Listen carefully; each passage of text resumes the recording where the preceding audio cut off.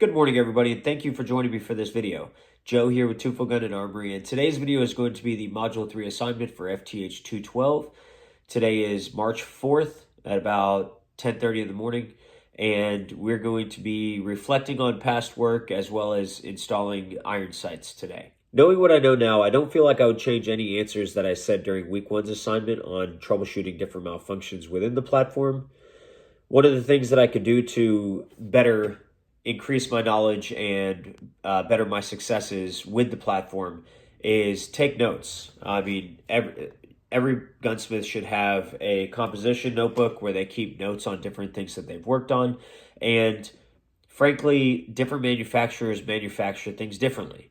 For example, last week I got the opportunity to work on a Springfield Echelon, and the extractor depressor plunger, the way it sits in the back of the frame is completely different from the PSA dagger that we received for school. So with that being said, when I come back, we are going to put the iron sights on this and answer a couple of questions, but this is before. Okay, so the final part of this video is to show the final product, which is the XS Reds or R3Ds installed on our school project PSA dagger compact frame, just like so, and then answer a couple of questions. So the first question had to do with fitment issues, and I will say that the XS sights that were sent, I had no fitment issues with, and it was incredibly easier than the factory irons that I had put on last week, and to the point where trying to get those factory sights on, they were machined so big that I actually bent or broke several of my punches trying to get those on.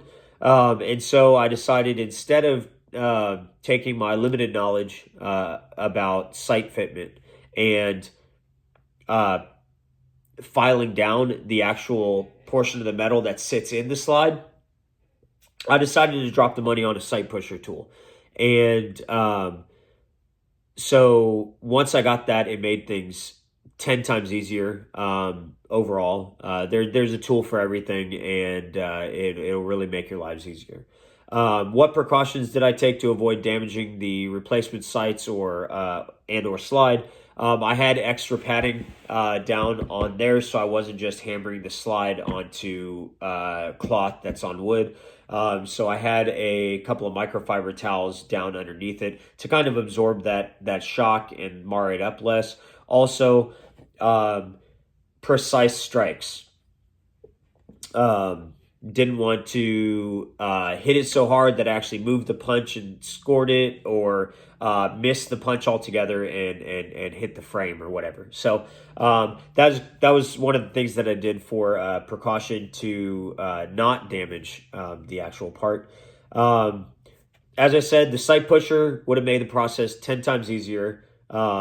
And what methods and measurement tools did I use to center? I used a caliper. Once you get it to about 90 to 95% of the way on and kind of centered by eye, it's good to take a caliper and actually measure, because your front post and your rear sight is what aims.